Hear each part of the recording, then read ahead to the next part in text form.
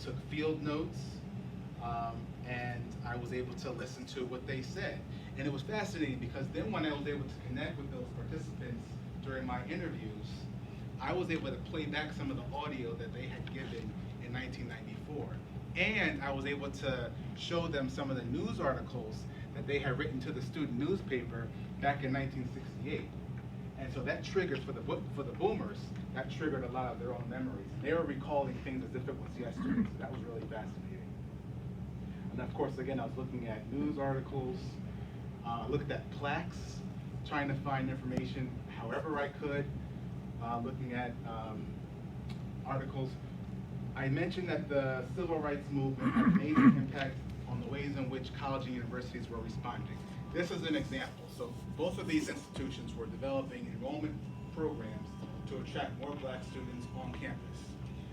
But the way they referred to the black students they were trying to recruit was deprived. This was common language.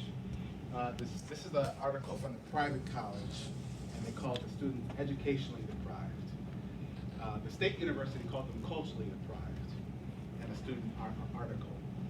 But the students at the state university, they pushed back on it. They actually wrote an article back to the newspaper and said, if you think we're culturally deprived, you should look yourselves in the mirror because you're culturally deprived as well. And I thought that was interesting that they were both using the same language. I told you that I used photos. For me as a researcher, it was important to understand what that time period looked like. So in this picture, I was actually seeing how on the margins the black students were at that time period. And then I actually had a chance to ask the participants who were in college during this time about these kinds of pictures. And they were explaining, oh yes, and they were naming names about students, some of their peers, who were servers at the time. And I just see the only way that these students are in the room is if they are serving. These black students are serving the others.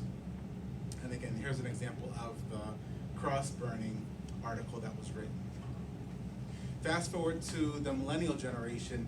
These are screenshots of a protest that was done in response to some of the police brutality that was happening in the nation. And there was a demonstration on campus in response to that. And here's a white male ally who's standing in solidarity with the other black students as they were demonstrating on campus.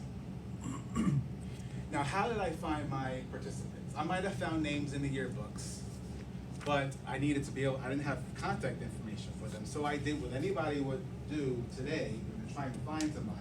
I Googled him. So let's say I'm looking for John Johnson. I put John Johnson in Google and I got some responses. One of the responses I got was a LinkedIn profile.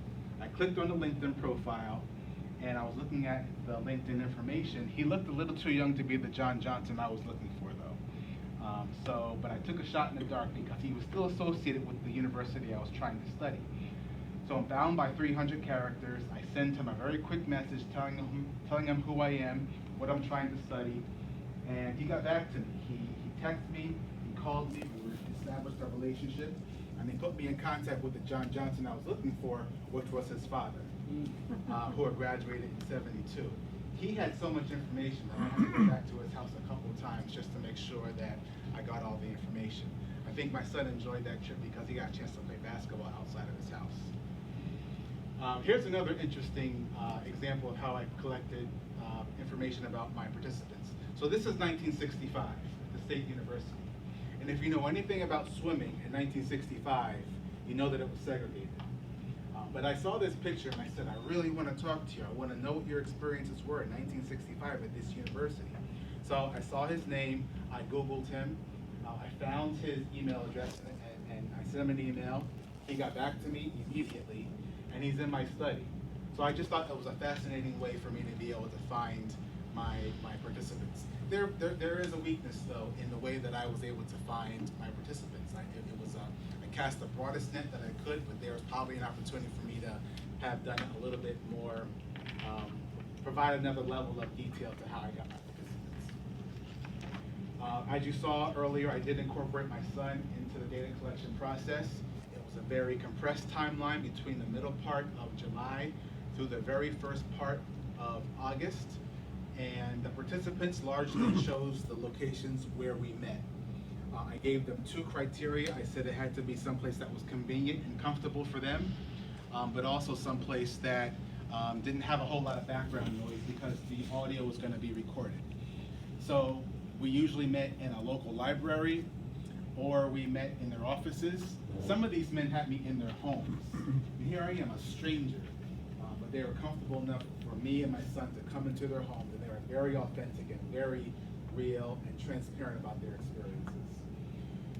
So we hit the road. We had a list of different places that we were going to go to, and I will give you a small sample of what the questions sound like. I asked them, tell me about, before you got to college, tell me about your journey leading up to college. So that can include your family background, your kindergarten through 12 experience, or other influential factors. I asked them, once they got to campus, tell me about your experiences. And I always brought it back to, in the context of your identity as a black male, tell me about. And so tell me about your experiences. What they told me, many of them told me, especially from the private college, they told me about football and getting there early for preseason because they were recruited to play football. Others told me about their experiences getting to college early because they were part of a summer bridge program. And that was especially true at the State University. I asked them, in the context of their identity as a black male, please tell me about your classroom experiences. How did you get along with your professors? How did you interact with your other classmates? Your white classmates, your black classmates? When you're in different social settings, did you feel a need to change the ways in which you communicated? And I'll get to that in a little bit later on. I asked them, what was your motivation for attending college in general? Because not everybody goes to college. Not every black man goes to college, and certainly not every black man will graduate from college. So what was your overall motivation? And I asked them to tell me what was your support mechanism? How did you make it all the way through this journey?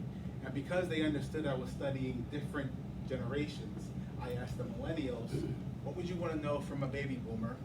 And I asked the boomers, what would you want to know from a millennial? And so after I had all that data collected, my son was completely wiped out. It's way past his bedtime. But I needed to figure out, with all this information I have, what are all these men trying to tell me? So I had to begin to construct meaning out of all this data.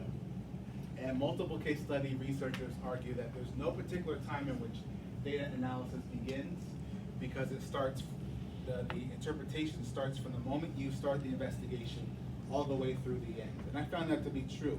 The moment I started looking at yearbook articles and yearbook pictures, newspaper articles, I was already beginning to make some interpretations about what I was looking at. And that was true also of the interviews. My interviews were transcribed and listened to again. The data coded categories and themes were based on what I was reading and listening to. There was so much data and information, I had to separate what was relevant from what was irrelevant. There was a lot of good things in that irrelevant, quote unquote, data, but I had to remain focused on the research question. For me, it wasn't enough to just see the transcripts. It wasn't enough just to read the transcripts. I had to hear these men in my ears again. So many of the photos you saw me with headphones on. That's how I looked when I was going through all the data. I needed to hear the ways in which they were saying different things. I needed to hear the emphasis in their voices. Sometimes they were laughing at particular things before they would answer the question, or they may take a sigh or a pause, and I really needed to hear that. And so I did that process again and again and again. They would say something, I would write it down, say something, write it down. I did that multiple times. And that's how I developed my codes and themes. But I said that the data collection process ended through that first part of August, and that's because I had to get back to work.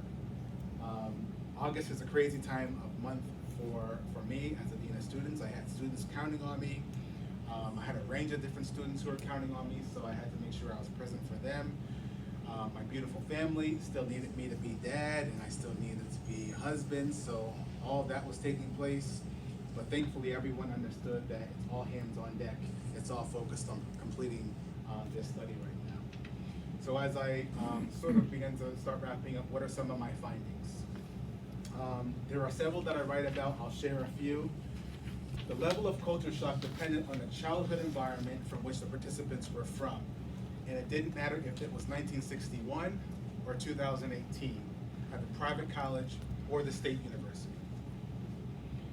So if you came from a lower socioeconomic background and you had access to fewer resources than other students, if you came from an environment, there was one participant who said his neighborhood, he didn't realize it at the time, but there was one participant who said his neighborhood was so dangerous that 60 Minutes actually did a documentary on his neighborhood. They did a segment talking about the most dangerous housing projects in the United States, and his was one of them.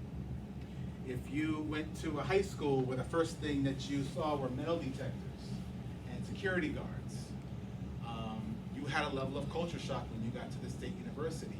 Didn't matter about the type of institution, didn't matter what time period it was. If you went to a K through 12 experience that was predominantly black, and then you went to a predominantly white institution, in my study there was a level of culture shock that you had to deal with. However, if you came from a middle class background or a higher socioeconomic background, and you had more resources, you had more up-to-date books, and you were familiar with working with other white students and other white faculty and staff. Once you got to these predominantly white institutions, state university or private college, there was less culture shock that you had to navigate. Something that I knew that I was going to find in my study was code switching. I wrote about this in my literature review.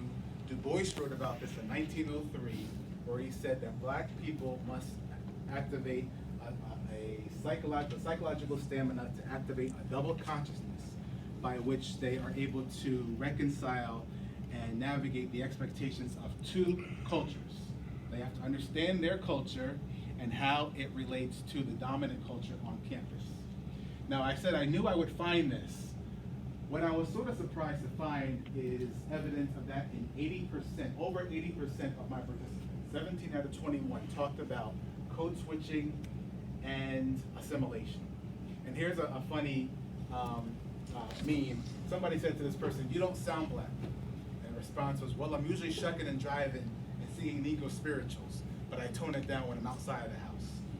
Suggesting that when they're in a familiar setting, they communicate one way, but when they're in a different setting, they communicate in a different way. Now, some of my participants said code switching. Some of them said dual consciousness, double consciousness, the psychological terms for this. Others said a range of different things that meant the same thing. Now, I'm going to put a slide up, and it's in your packet. These are codes. This is Millennial State 2009, Boomer Private 1975, Millennial Private 2016, you understand. They said playing the game, putting on a different mask, putting on a different jacket, going in and out, being bilingual, playing the different groups, changing my walk, changing my tone of voice. There was one participant who said that it was a black male obstacle course.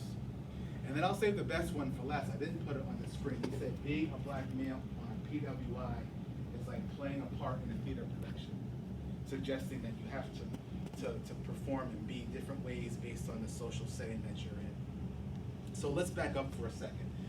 There's your childhood environment from which you come from, Boomer or Millennial, private college or state university, level of culture shock you may deal with once you get to campus. Then you need to figure out, okay, now what? This is a very unfamiliar setting to me. I'm in college, I have to be successful. How do I do this? Oh, okay, maybe I need to play the game, put on a different mask. Maybe I have to go in and out and be bilingual. They're making this adjustment out of necessity. They're doing these different things. In my study, that's what they did. So what does that mean? But when do I do that? Do I do that in class only, or do I do it in the cafeteria? Do I do it in the residence hall? Do I do it with these students or that students? How do I figure that part out? So what might that result in if you're trying to do that mental negotiation? That goes back to my problem, which was the stress of navigating a PWI. So none of my participants named any of the theories. No one said mundane extreme environmental stress. No one said racial battle fatigue. But boomers and millennials who described an assimilation and code switching process, I found evidence of these theories in them. So this is somebody from a different study a few years ago. He said, I feel like I have to represent to the best of my ability to show that black people can learn. Black people are here to better themselves. Otherwise, if I set forth a bad example, they're all going to judge black people to be the same way. That was a different study. Well, let's look at my study for a second. It's a very handsome young man, beautiful smile, very engaging. He said, I knew I was a bigger, darker skinned kid, so I would let other kids almost like push me over. I'm supposed to be mean, right? I'm supposed to be angry. So I would go out of my way to greet people. Here's another picture of a millennial. Nice smile, good-looking young man. He said, I was the only one black person in class. So seeing him, another black student, was like a breath of fresh air. So these are two millennials. But what do boomers think, right? So this gentleman started college at the private college in 1971. And he had to make an adjustment because he's from a predominantly urban environment, lower socioeconomic status. He said he lived on the edge of survival. He said the idea that I would have to say compete with these guys probably induced a little fear. I knew I didn't have the same experience or preparation that they may have had. And then let's slide back over to the state university. This is a millennial who said, you were tense because in front of you and back of you and on both sides were white students. And if I say something the wrong way, you never know what they're going to think about you or post on social media.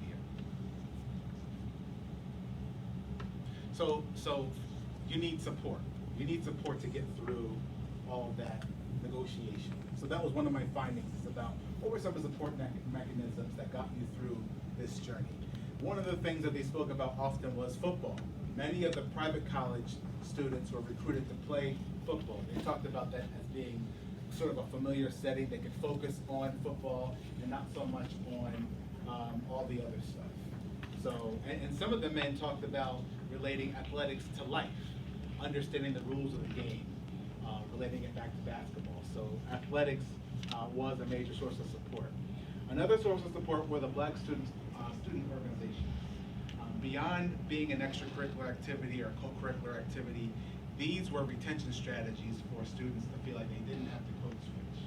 They got into these organizations and they felt like they were at home, they felt like they weren't being judged, they felt like they were around other people who were having a similar experience. So I found these support groups to be salient in the lives of not only millennials, but also boomers at the private college and the state university. The one difference is boomers, by and large, were the ones who started these organizations when colleges and universities began to be more diverse and have more black students attend them. When I spoke to the retired professor at the state university, as well as several other participants, they all told me about the influence of the gospel choir. And they said that the gospel choir was a space where they felt like they were getting reset and nourished for the week ahead. So they said every Thursday at 7:30, there would be dozens of students who would be there, and they didn't understand it at the time, but they were being ministered to and they were being supported and reset for what was going to be happening for the week ahead. And there was a pretty interesting study that was done on this back in 2008 from a student at IUP who talked about this very thing, a gospel choir being a retention strategy at predominantly white institutions. So what, right? This is the question that has been posed to me at the start of my cohort. So you've collected all this information, to what end? What have you really written about that Steele and Aronson didn't already tell us about? Did you really talk about anything new that Bell didn't discover, Stefanski and Delgado? Certainly Harper has, as well as Koo. As a reminder, my contribution to the research was this uniquely designed multiple case study that looked at baby boomers and millennials at a state university and a private college, situated in these 4 different cases. So as I begin to wrap up, what are some conclusions that I reached and some recommendations based on this study? Well, the first thing is, again, the way that I designed the study. Essentially, I took 21 participants and I put them in 4 different buckets. And maybe there was a way to have done that differently. Because what I found is that there were 21 participants, but they all had unique and intimate narratives. So there's a caution about overgeneralizing. I think we have to make sure that we don't try to overgeneralize the experiences of students or individuals, because they all come from different paths and backgrounds. The next thing that I'll say is previous experience and exposure. Engagement in a PWI for a black male is fundamentally shaped by his previous exposure to predominantly white settings. In my study, the black men who had been immersed in predominantly white environments were less likely to experience heightened levels of culture shock. If they already were familiar with these settings, it was just a continuation. However, if they were not familiar with these settings, they had a pretty intense negotiation that they had to figure out in order to be successful. Awareness of biculturalism. Navigating a PWI generally requires an awareness of biculturalism. If you identify as a black male and you are attending a predominantly white institution, you just need to be aware of biculturalism. I am not going to suggest that someone has to play the game. I'm not going to tell someone they have to put on a different mask. What I am saying is that if you identify as a black male and you're going to a predominantly white institution, you should be aware of what you might experience. You have to be aware of your identity and the dominant campus culture. Something that I write specifically to black males is to intentionally develop strategies to deal with the prevalent stress of microaggressions and racial battle fatigue. It might not be salient for everyone, and certainly in my study, I had plenty of participants who didn't have to deal with that. They were already exposed to predominantly white settings, and so once they got to college, it was a continuation of what they're already familiar with. But what I'm saying is that there is a chance you might have to deal with racial battle fatigue and these other microaggressions, and so intentionally develop strategies. That might be finding a mentor or two, connecting with other students who are experiencing the same thing, but just don't be blind to this fact. As I begin to wrap up, something that I write to educators and to other students, teachers, professors, be mindful to avoid the temptation to nominate or assign the task in predominantly white settings, the task of asking black students to provide commentary and analysis from the black perspective. Why do I write that? Because time and time again, I heard from my participants that they either felt the weight or were actually asked to please tell me what you think about this black topic. And I have to tell you, they did not appreciate that. They did not appreciate the pressure. They did not appreciate the assumption that I can ask Sean to please speak on behalf of what Keith and Reggie and Johnny and Keisha might experience. Because Sean understands he doesn't know what their other experiences were. And the reason why is that there is no monolithic black experience. The realities and lived experiences of black people are unique and individualized, irrespective of the institutions or the generations. And then lastly, for further consideration, despite the notion that overt and direct racism is socially unacceptable on today's campuses, hidden and covert and microaggressive racism is still prevalent. And I'm going to pause for just a couple of seconds so you can read a few things that I found on social media, where a lot of this, what would have been direct racism, now lives electronically and anonymously.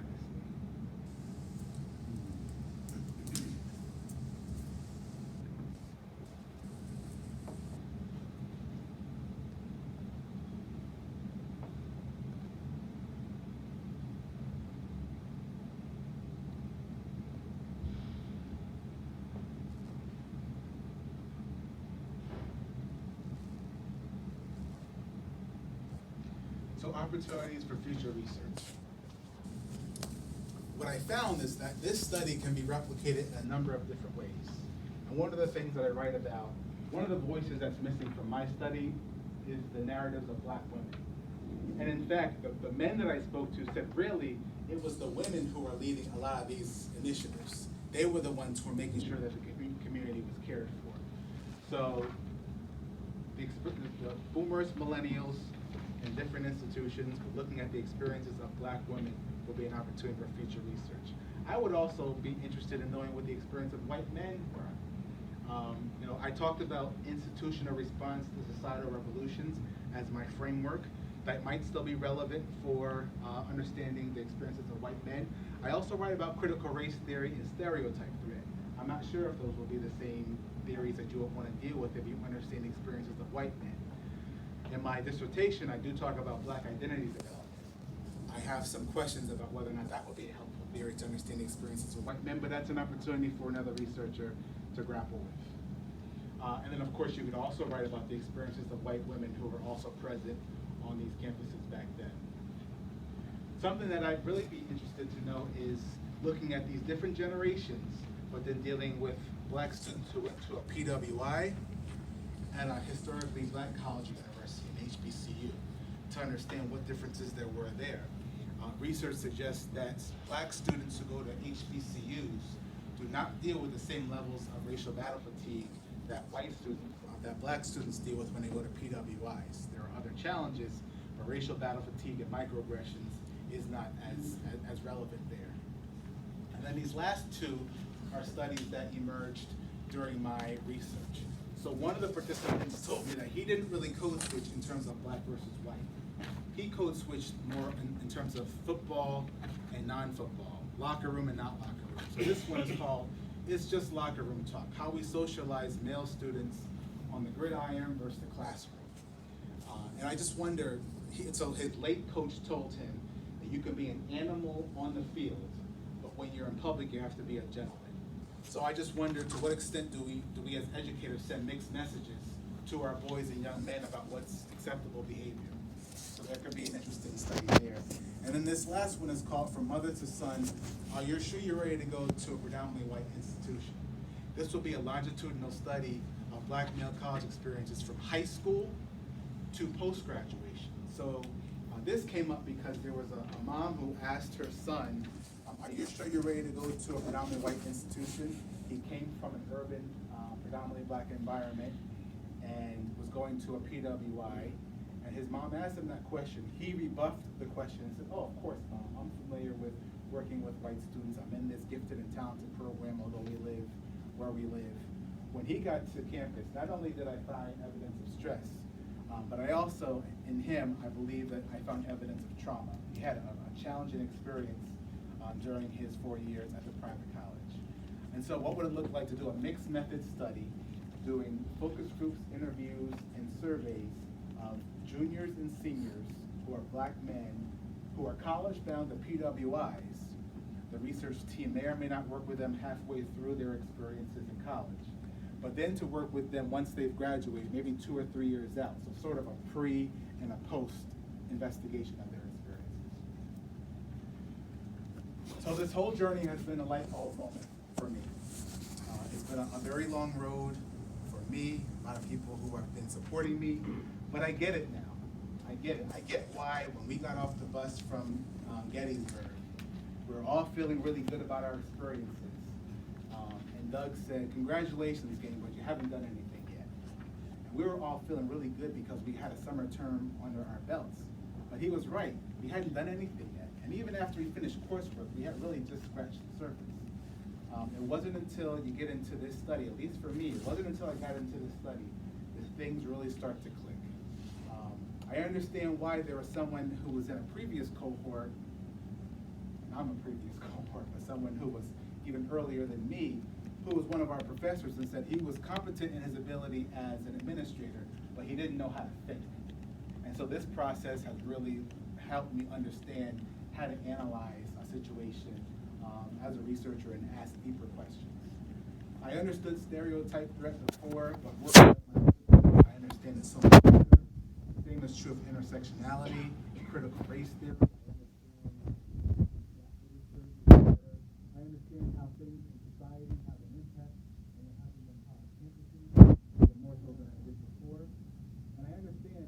talk about race and ethnicity, you really have to be mindful, as Doug mentioned very often, you have to be mindful about class as well, because they're very closely aligned. And then finally, I understand why there's such a love and interest and fascination behind doing research and writing about things over and over again, like my friend Dr. Pat Terrentine. All right. Thank you all for your attentiveness, and I'm willing to answer some questions in discussion.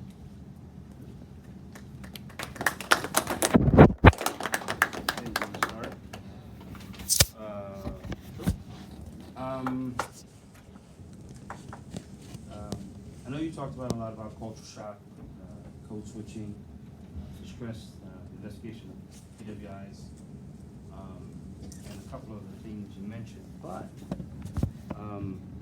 me reading it, were there other themes that emerged you were able to write about and deal with in the future?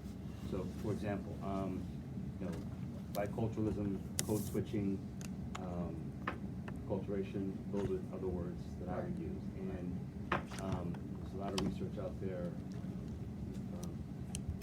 Robbie Stewart, Tina Q. Richardson, James D. Jackson on this particular topic. Right. Yep. There was, like I said before, there was so much that I really wanted to deal with. I had to sort of lock in on the most dominant themes that came up. Something that came up that I would have wanted to get into a little bit more was this whole idea that black students, black men, someone said, I felt like I had to pacify myself. I talked about one of the participants who had this really big smile.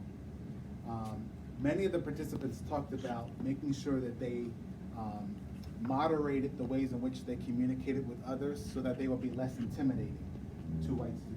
The whole idea that the one participant was talking about is he had an idea in his mind that he was imposing on other people, on white people in particular. So he would try and tone down the ways in which that he communicated. That's why he talked about being a pushover, because he didn't want for others to think that he was intimidating. So that would be something that I'd like to talk about a little bit more. Something else that came up, one of my codes that themes I didn't get a chance to deal with so much, was the whole idea of interest convergence.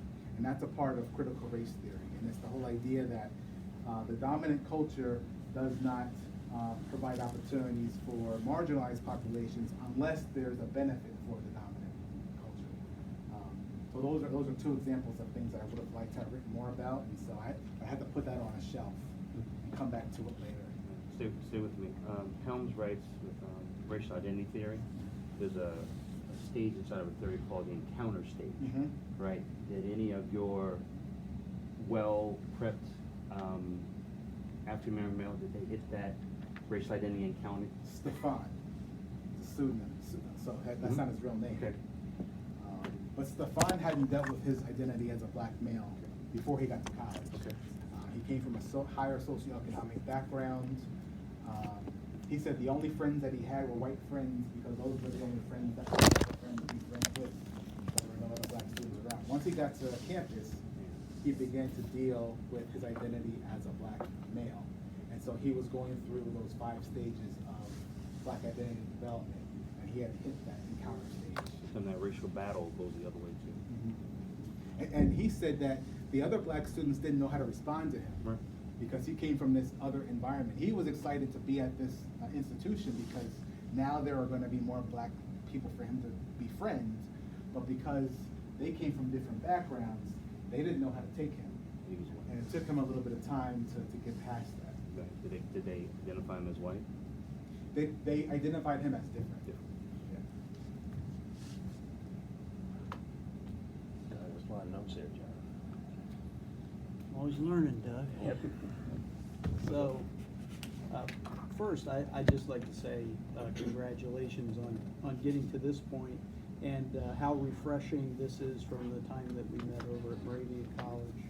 And this last draft, I had a chance to read through it last night, and where we are in the writing.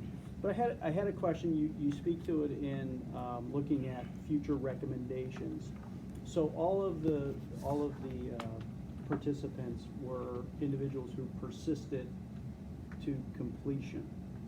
So, do you want to talk a little bit about those that might not have? Yeah, so I think I listed 6 different studies. I don't know how I didn't do it. But another study, Doug and I spoke about this, is the experiences of black males at predominantly white institutions who did not graduate, and trying to find out what were the factors about, what were their experiences. So there's definitely an opportunity for me to work with those who got to this part, but got to college, but they didn't. But Chris, just as a method, because I had the same question. How do you find those guys? I mean, you had to dig pretty deep to find the people you did who were successful, because you had, there were traces of that. But these guys just sort of meld into the background, and how can we possibly, in a lot of ways their story will be more revealing, no question about it, but it's almost like luck you would come upon them. Well, so for example, I could work with the directors of the Act 101 programs, because many of the participants who didn't finish started in the Act 101 programs. I can work with those same diversity directors on the nominating process to try and find participants who started but didn't finish. I think there are ways. They might be atypical ways, sort of like how I was, but I think there would be a way for me to identify participants. Yeah. Was there a because we read, why skip generation? There were less. Yep. Excellent question. Thank you for the question. I'm glad you asked it because it came up before. The research indicates that the baby boomers, there are more of them. They dealt with more significant events that happened in society, and the millennials, there are more of them as well. So that's why I kind of skipped over a generation. So X doesn't matter? I'm a part of Generation X. Okay, I'm just. I'm a part of Generation Okay. X, but I had to limit the study and focus on these 2 generations. And I thought I would look at the boomers, and I would fast forward to more of the current times. I think future research could look at that, because I see that as a connection in the transition period. That some very important and significant things happen in terms of race identity and college involvement during the era. Right? Yeah, absolutely. Might changes across the broader range be more startling initially? I would think. I would agree. Because there's some definitely cohort things that we were dealing with and changes in society. Right. It happened during the generation. That really happened during Generation X, that really could affect. And that's, this had been looked at, how college affects students and college student retention and persistence. That a lot of that research started during the baby boomer generation, but it really did start to take off in another wave during Generation X. So there's definitely an opportunity for me to look at that. Which can't cover it.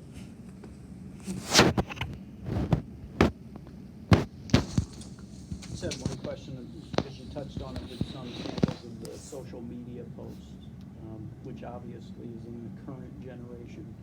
So the way, information was, we accessed information previously and was able to consume as much different in the earlier generation, the boomer generation you were looking at, as opposed to today.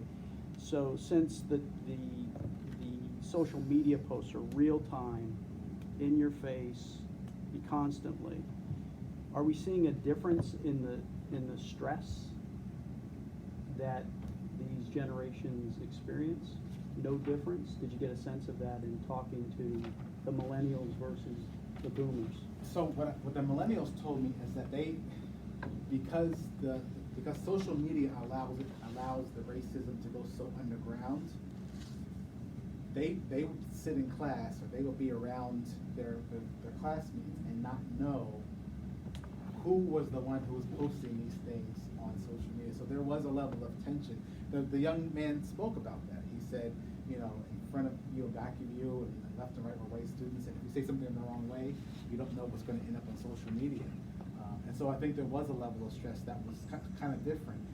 What I found in my study is in the boomer generation, racism was more direct.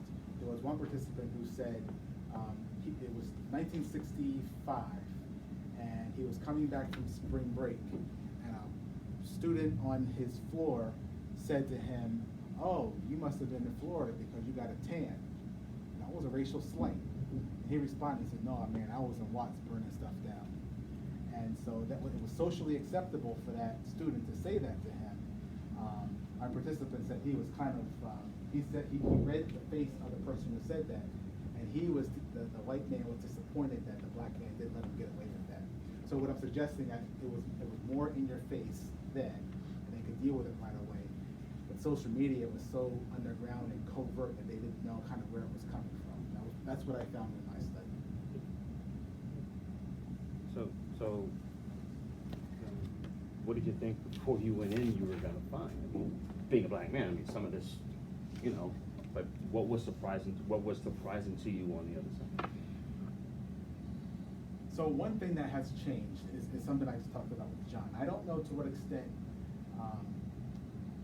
you would have those in-your-face racial slights today versus back then. So I think that has evolved. Although that same stuff now goes underground in social media. What I was surprised to see is some of the same language that was used then and now. So in 1968, someone said to a participant, "I never met somebody who was peanut butter brown." And in 2012, a participant was on the receiving end of a white student saying, "I never met somebody who was black before." And in both of those cases, those participants gave a measured response to those students.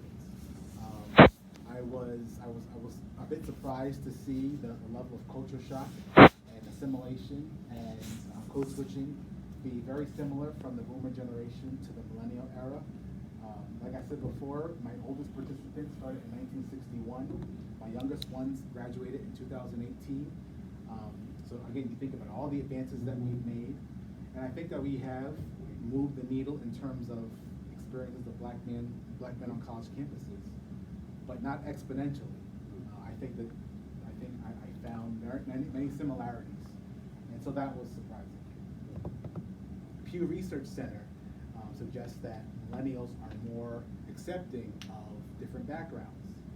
I think that's probably true, but in my study, it was a little more complicated than that.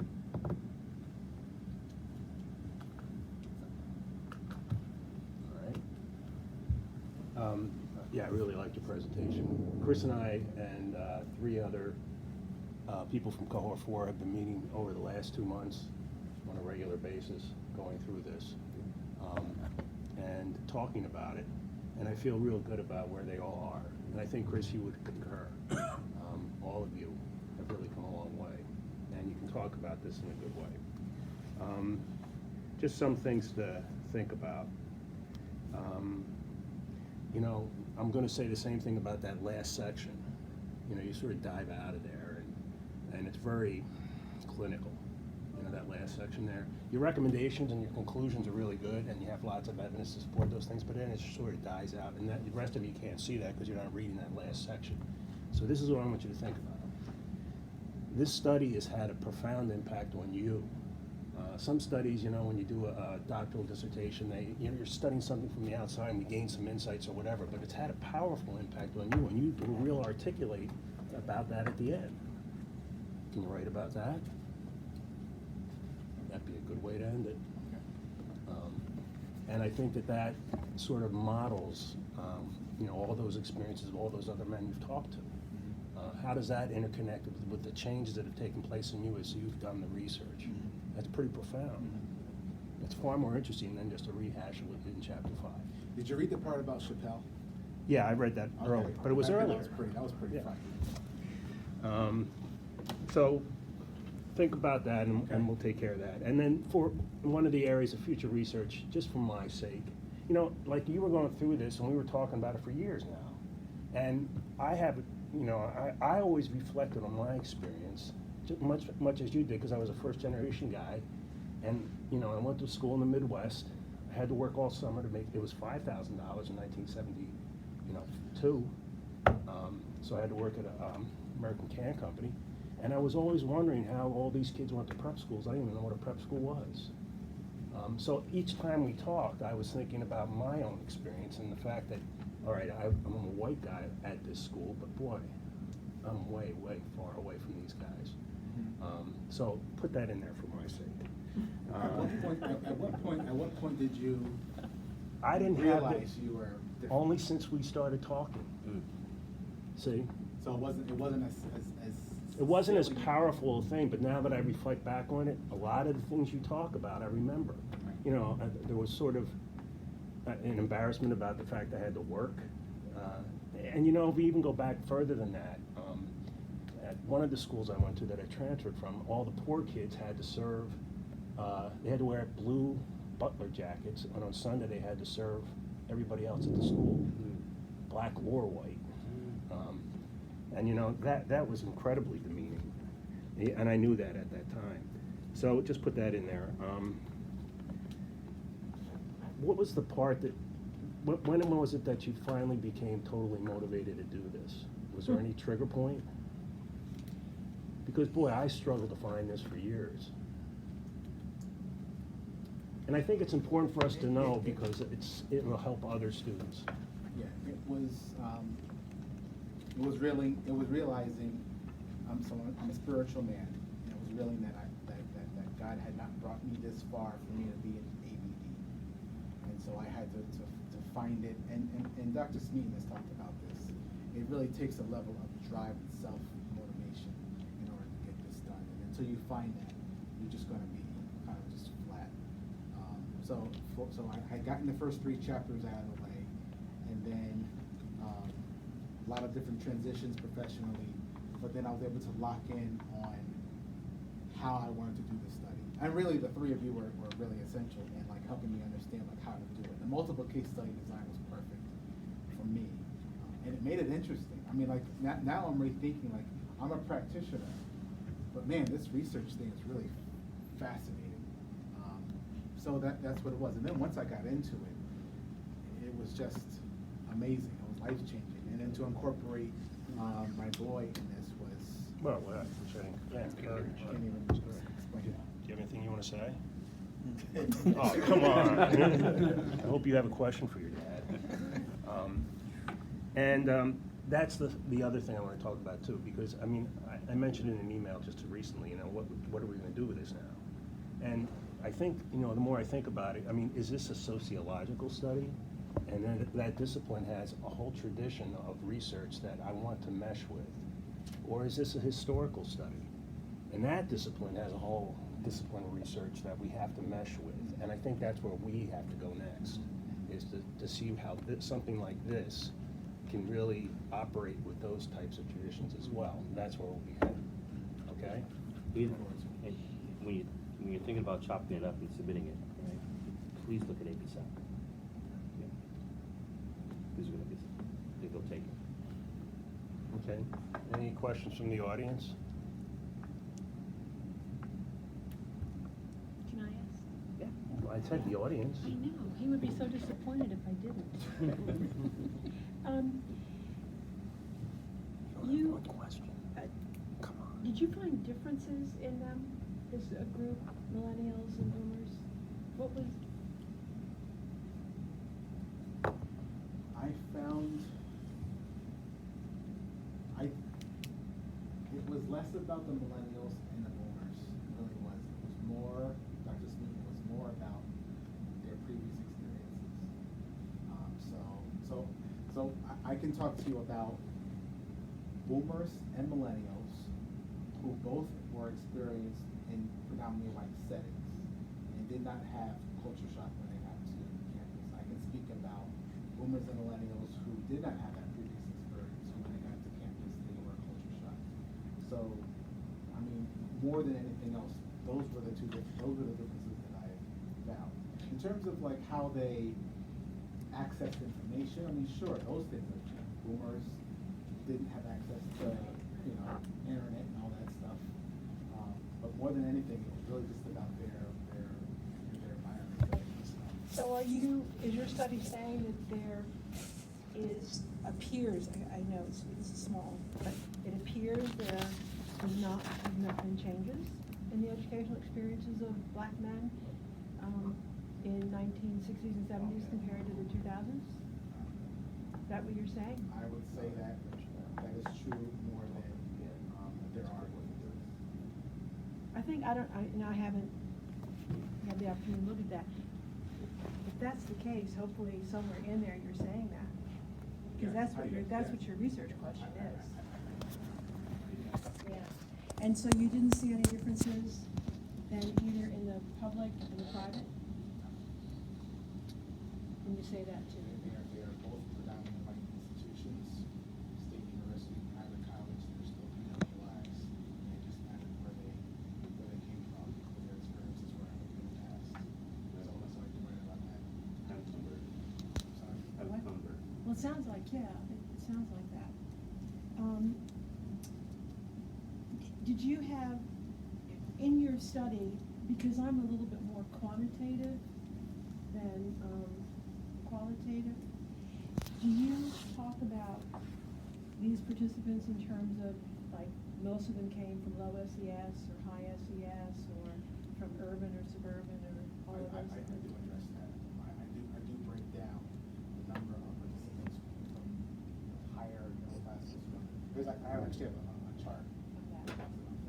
Because I would think it's pretty different in terms of accessibility today than it was when I was in college.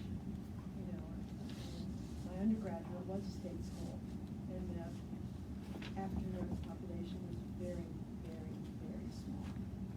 You know, as opposed to working here, when accessibility became greater here or other state schools, it seemed like it drew in more of a low SES population.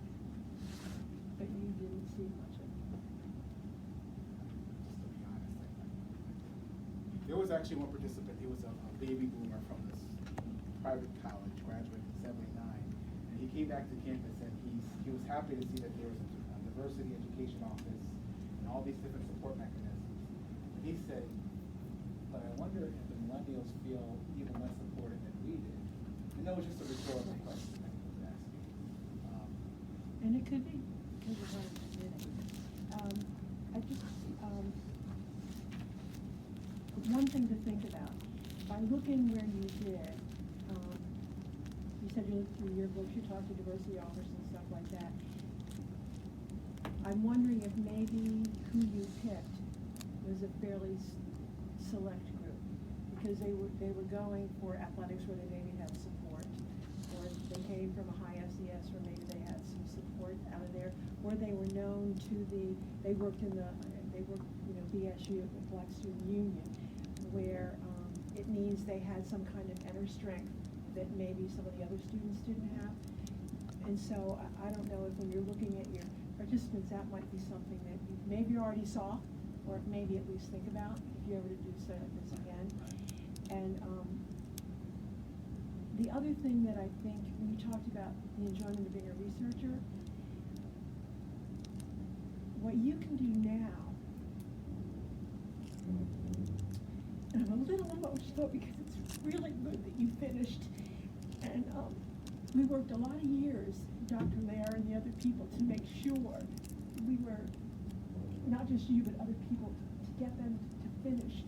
So your task is not only to go out and do more research, and as a practitioner with a really difficult job, you're going to probably have to couple up with people, and you need to do that.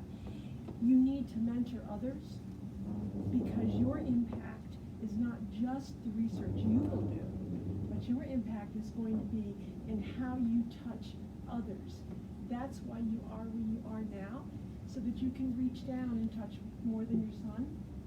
You know, that's an impact you'll have, maybe even greater than just research on yourself. So keep that in mind. I have a picture in my office, and it's a picture of a person with a wall. All you can see is his torso. He's reaching down. And then the other part of the picture is the arm you see reaching up. And the idea is that once you get to a particular place, your responsibility is to uplift others. So I look forward to that part. And this is an aside, I will never forget the conversation in class where you and John and, gosh, who else was in that cohort, Doug? Tom, Carolyn, Lynette, And you Carl. all sat on one side of Joe. the room every week. And one time we had a conversation about how you were two different people. And you shared with the whole class what you did in church, what you did in your community, and then how you presented yourself to the class. Oh, we had that the last day, so that was Yeah. more memorable. That was pretty amazing. And very illuminating for the non-diverse students in the classroom. Anyone else? So there's very evident that having done well this time, this is and now this has come alive, you have realized how does this information and the work you've done make you a better choice students? Thank you for the question. This is something that I brought up. For me as a dean of students, it's important for me to validate the students' concerns and make sure that they feel heard. But then I also have to reconcile that with what's happened in other contexts and make sure that they understand that they're not, it's not a situation that's happening just right now. And I actually have help. For example, there's a graduate from the class of '95 at my institution who comes back every once in a while to speak to the students about what his situation, he's Generation X, talk about his situation. And he'll say something like, I remember being in this same room having this same conversation. I think, and then when the millennials hear that, actually we're not in millennials anymore, we've now moved on to another generation. But when the young men hear that, it kind of helps them understand that they're not in it by themselves. And so this study, understanding the experience of boomers and millennials and how things have changed a little bit, but not so much, helps me give that a little bit better. My language is a little better now when I'm able to work with those students. Okay, if everybody could just leave the room so we can talk.